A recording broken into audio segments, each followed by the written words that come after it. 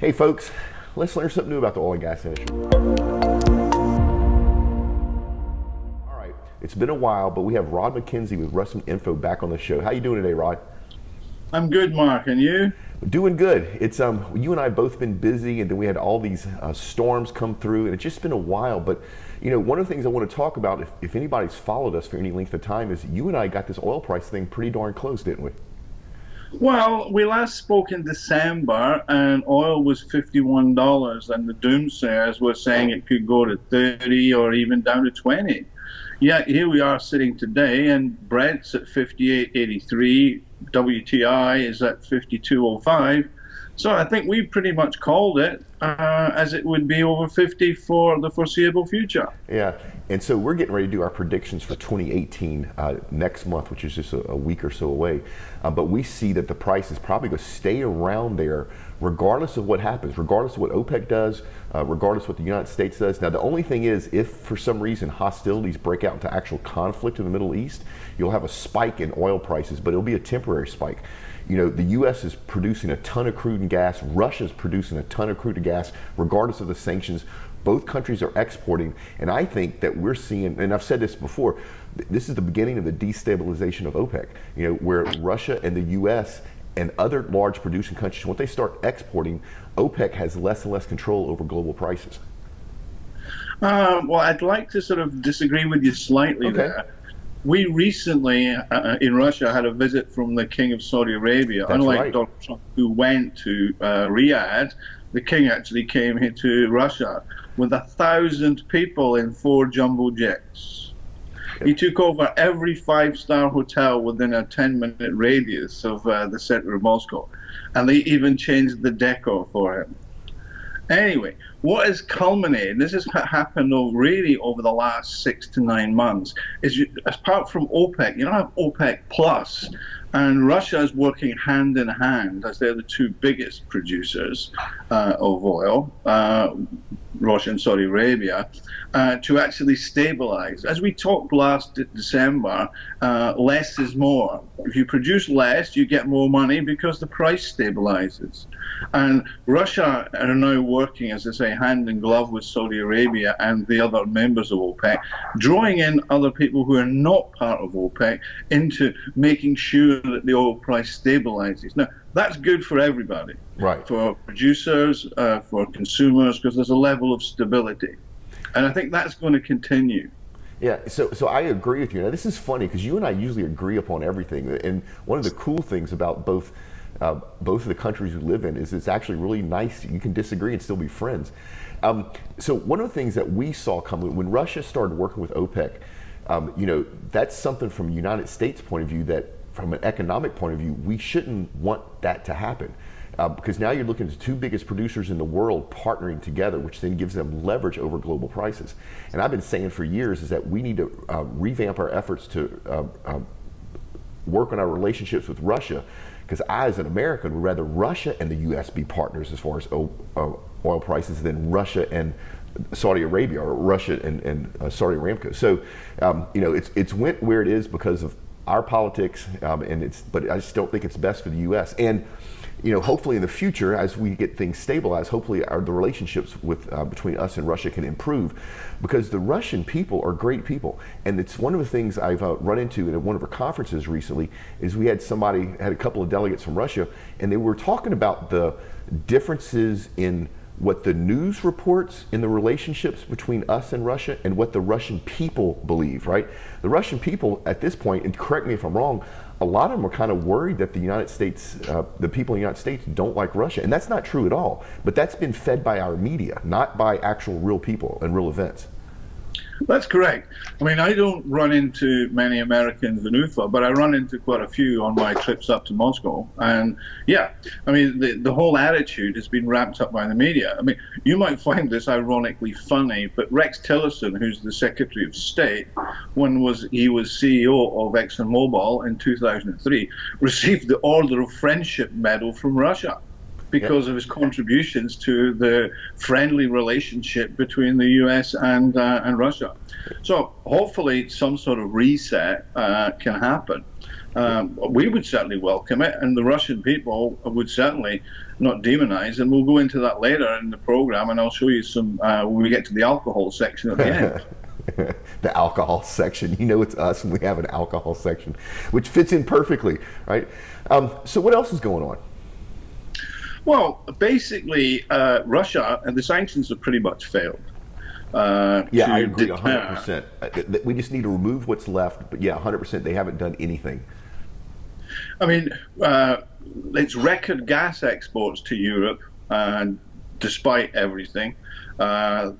Russia's share of the market in Europe has gone from 33 to 37 this year, and will continue. Russia has displaced Saudi Arabia as the largest exporter of oil into China. And that's only going to continue.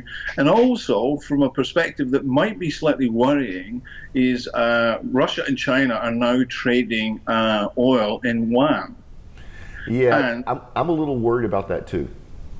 Yeah, well, obviously that's a huge amount. I mean, the volume of trade signed in the oil deal over a period of 20 years is $400 billion. That's $400 billion that are not going to be in dollars. Right. So, plus, Russia and China are two of the largest countries with gold reserves, and they're actually backing this trade with gold. So if Russia sells China oil, it gets physical gold back in return, not pieces of paper. So that's quite an interesting concept of what will go forward.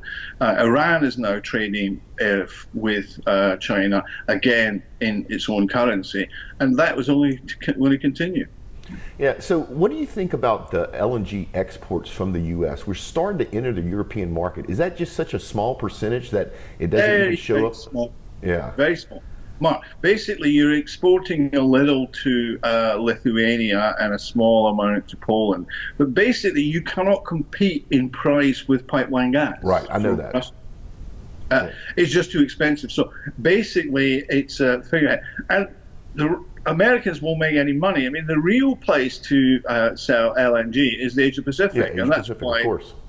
Yeah, they are the biggest consumers of LNG because they don't have a lot of their own gas. Right. So Japan, Thailand, other parts of Indochina, etc. Those are the places that are premium markets for LNG, which is why Yamal, which is the biggest project in Russian history, which is going to cost about 35 billion in its 3 different phases, is going to start exporting almost totally its LNG to Japan, to South Korea, and to China. Hey Rod, let me stop you right here, because if this is the first time anybody's watched us, let's talk a little bit about what you do. You don't sound like you're Russian, so it sounds like you're from another part of the world. Yeah, I'm from another part of the world, a place called Scotland. Okay. But I've been in Russia for 26 years. For the last 13 of them, I've been in a city in the Ural Mountains, an oil and gas center called Ufa, which is spelt the way it sounds, which is UFA. Yeah. In fact, it's the only city in the world whose airline code is has exactly the same number of letters in it as the name of the city. That makes it convenient. Even when you've been drinking, you can still get home. And so you have a company called Russian Info. What do y'all do? Basically, what we do is we gather from over 2,000 different Russian language sources from a local, regional, and national level in Russian concerning the oil and gas sector. We translate it from Russian into English and we file it out to our clients. It's all categorized, so if you're interested in drilling or seismic surveys or petrochemicals, you only get the news that you actually require. Nothing more, nothing less. We have an archive going back 10 years, so if you want to do a research paper on what has been happening in Russia, but not only Russia, we cover Azerbaijan, we cover Uzbekistan, we cover Kazakhstan, and Turkmenistan, which is, again, Turkmenistan's got one of the largest gas reserves in the world. Yeah, and so other companies, if they want to do business in Russia, you actually help them figure out what projects are being started, where they are, what's the budgets, what's the scope of the project. So you basically hand them the data or the information on these large projects all over Russia. That's correct. I mean, some of my clients, for example, one of my most famous and well-known clients within the oil and gas industry is Rhod MacKenzie. They take a fair bit of my data and put it into all their high-price reports. Yeah, we know Rhod Mac very well. So yeah, if you're a company out there and you're looking to do business in Russia, Rhod's company helps you shortcut and figure out where's the best use of your time and money so you can actually go in, make the deals, and start making some money and start actually doing some good work out there. All right, so I'm sorry, anything else? Yeah, basically, if it's any part of the sector, I mean, my sort of catchphrase is we cover everything from finding it to refining it. Yeah. Yeah, so any project, any company out there that's looking to do business in Russia, reach out to Rhod. He's a great guy. Let's go back. All right, so we're talking about this Asia Pacific LNG market. Is Russia starting to look at that market? They're starting to look to maybe export LNG and compete? Well, one of the major projects that was started in the 90s and it already shipped 10 million tons of LNG is on Sakhalin, which is just above Japan. And Japan and China are the two biggest recipients of that. But this project of LNG in Yamal, which is one of the world's largest gas fields, is a joint venture between a Russian company called Novatek, Total, and the Chinese National Oil Corporation. And as I mentioned earlier, the total investment into it is more than 30 billion. Wow, also I didn't even know that was even there. Wow, that's really cool. So they were actually kind of first to the Asia Pacific LNG market. Yeah. Yeah. They compete directly with the Australians, who obviously are a major LNG producer in that region. But Sakhalin has been going since I think 2003. Yeah, it was interesting to watch what happened when Japan had their tsunami and the country as a whole started to look somewhere else other than nuclear. And the thing that's interesting to me about that is I've seen the data. Nuclear is one of the safest ways to generate electricity there is. But when public perception runs the wrong way, then you have a shift in what you want to use to power your country. And that's where LNG has fallen in, is Asia Pacific, their populations are coming out of an agricultural society, so they need more electricity. And at the same time, there's public sentiment against nuclear, which is strange because it's so safe, but it's the way the world runs. Well, I think you're correct that it's relatively safe as long as you don't build it in an earthquake zone. Yeah, right. Yeah. But you're absolutely correct. I mean, one of the reasons that Gazprom's exports to Europe are growing is the fact that Germany closed down its nuclear power stations. Yep. Yeah, their Interwind program, no matter what you read, has been a dismal failure. and you know, the only people that really are benefiting, the German people are suffering because their price of electricity is going up to the point that it's driving out manufacturing, which is Germany's bread and butter. You know, yep. And it just benefits countries like Russia and everybody else that's going to sell them gas. And the funny thing is, they've actually increased coal-fired plants to fill in the gaps from the renewables, which actually made the CO2 emissions worse. But the public doesn't know that. Yeah, I mean, we're in the process of finishing off by one of my major clients, Nord Stream, the Nord Stream 2 pipeline, which will actually double the amount of gas that goes under the Baltic Sea into Germany and then into Opal, which is another interconnecting pipeline that then ships gas down to Austria, which can then be routed to Slovakia, to the Czech Republic, to the various other republics. Plus, there's another pipeline that's going across the Black Sea, and that's called Turkish Stream. And that basically will be able to gasify not only Turkey, but with extra threads will go into the Baltic states. Yeah, that infrastructure is so important for the financial well-being of companies that export gas. It's people don't realize how much pipelines are in this world. I can't remember what the stat is, but I know here just in the United States, if you took all the pipelines that are in the ground and connected them, you'd go around the earth like 17 times, you know, and that's just here. And that's one of the constraints globally. So there's other parts of the world that have huge oil and gas fields that are recoverable, but they don't have the infrastructure such as pipelines to move it around. So it ends up being cheaper for them to import it, even though they have their own. You're seeing that happen in Mexico. Yeah. Yeah.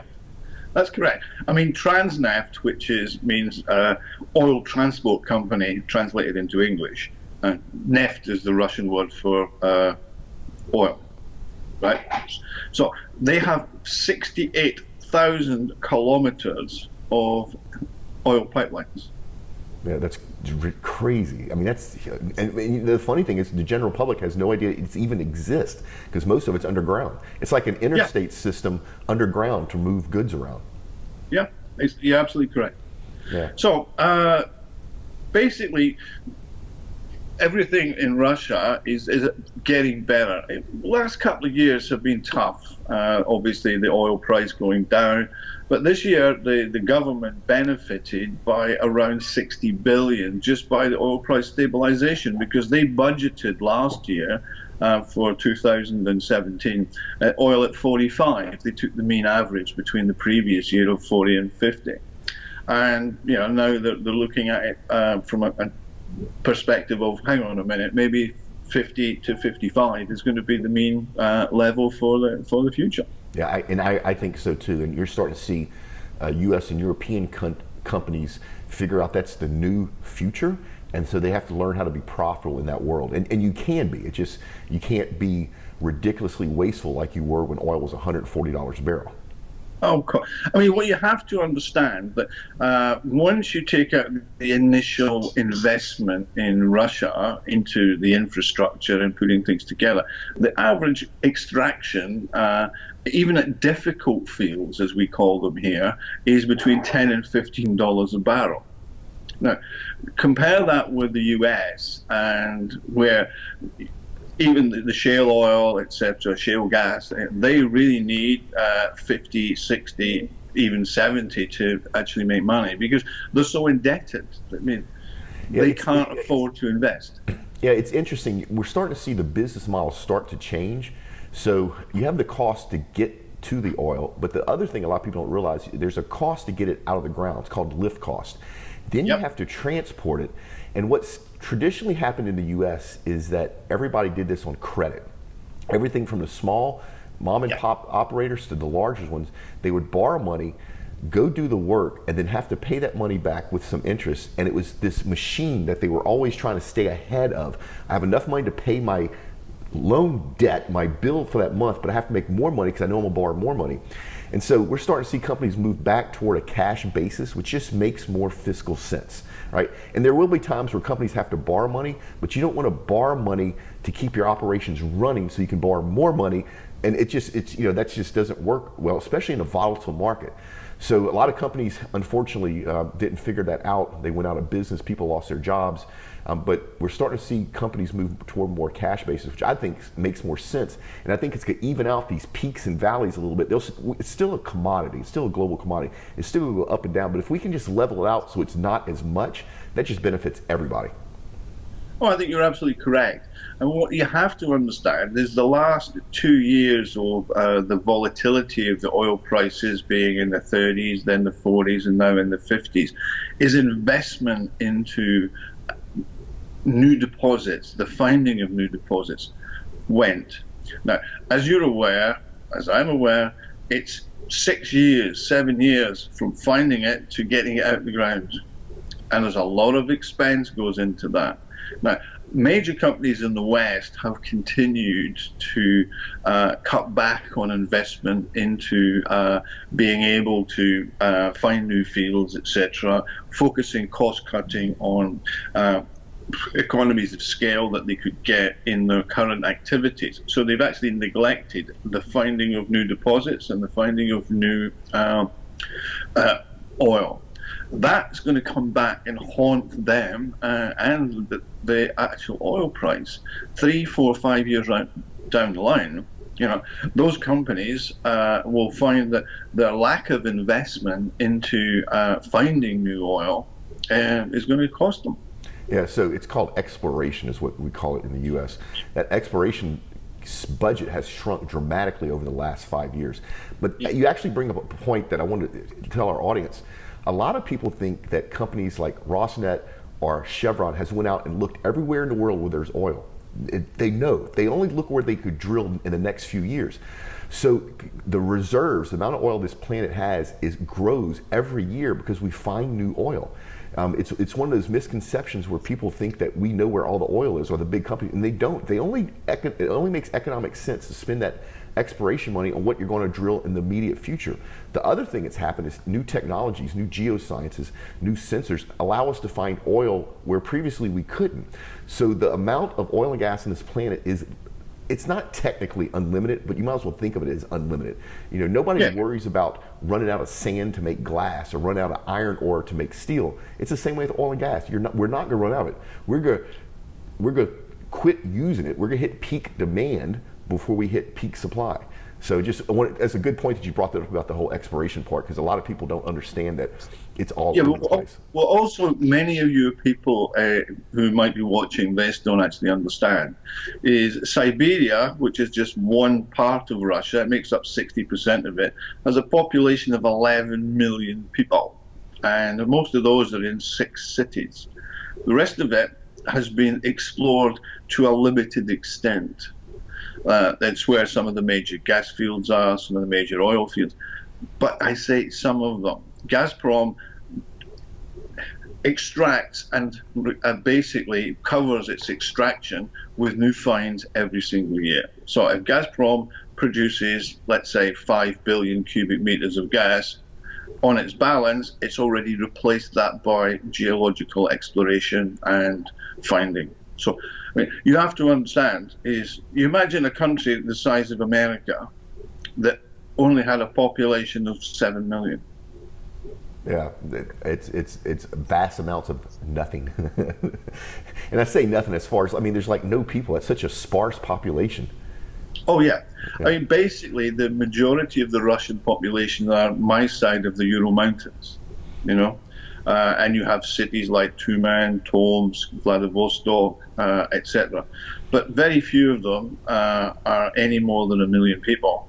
And you can go 1,000 miles north, and there's not a lot there. Yeah. Apart from millions and millions of trees, millions and millions of reindeer, and Arctic foxes and leopards and all sorts of amazing wildlife. And I don't know if any of your viewers are into salmon fishing, but forget Alaska. You can fish in rivers that you fish, but you have to get there by helicopter. Yeah, that actually sounds like fun. So since most of our viewers are in the oil and gas industry, most of them hunt and fish. So it's actually one of the podcasts we're working on is the Oil and Gas Outdoors podcast, because this industry has so many people that appreciate nature and the outdoors. Sure. Yeah. So Rhod, we're getting kind of close to winding this thing down. Is there anything else you want to talk about that's going on? I think we pretty much covered it. Let's do it again in a month when, let's do a year-end one, maybe in sort of 1 month's time. Talk about, I'll look back on the year and I can actually pull up some highlights, we'll do some stats, etc. Yeah. But one of the things you touched on really at the beginning is the attitude between Russians, the Russian people, and towards Americans and stuff. Your average Russian supermarket is huge. It's not quite like a Walmart, but it's getting there, right? And they have everything from live fish in tanks and live crayfish that you can take home in a bag full of water that's still alive, right? We have all this stuff, and we don't have people complaining that these fish are being maltreated, etc. But the alcohol that is available in Russian supermarkets, I can buy wine from anywhere in the world, from Chile, from whatever. But just to amuse you, I've just got a selection from my own collection of alcohol I like to present for my guests when they come around for either my summer party or my Christmas turkey party. Now this one's going to amuse you. I can buy this for $20. You're kidding me, $20? That's 1 liter of Jack for $20. That's crazy. What's crazy is it's made in my own country. It should be cheaper here than it is there. And not only that, I can buy about 6 different types of it. Wow. You know what's funny about Jack Daniels? We just came back from Tennessee, which is where Jack Daniels is made. The county that it's made in is a dry county, so the residents can't drink the Jack Daniels that are made in their county. It's crazy. Yeah. It's very crazy. I mean, we get all sorts of stuff. Now, you're in Texas, and of course, you're on the Gulf of Mexico and close to Mexico. And this is quite popular with young Russians. Tequila. Yeah. Yeah. That's really cool. And so, Rod, you're saying that's popular with young Russians, so tequila isn't popular with older people? It's something relatively new? No, I think basically young people have seen it in the movies and stuff and decide to have shots of it, where your older Russian prefers his vodka. Yeah. Yeah. Or they are huge malt whiskey aficionados. Yeah, it's funny. So here, the younger population drinks wine and spirits, not beer. And so the beer companies are suffering from this younger generation because they don't drink beer. It's funny how generations have differences in what they want to consume. Okay, well, next time when we do it, I will put up a selection of craft beers, because that's one of the biggest growth here, is the young people drink more and more beer and less spirits. Yeah. But this one quite amuse you, because we even get stuff like this. I don't even know what that is. That's an aged rum. Where's that from? What part of the world is that from? That's from Cuba. Cuba, okay.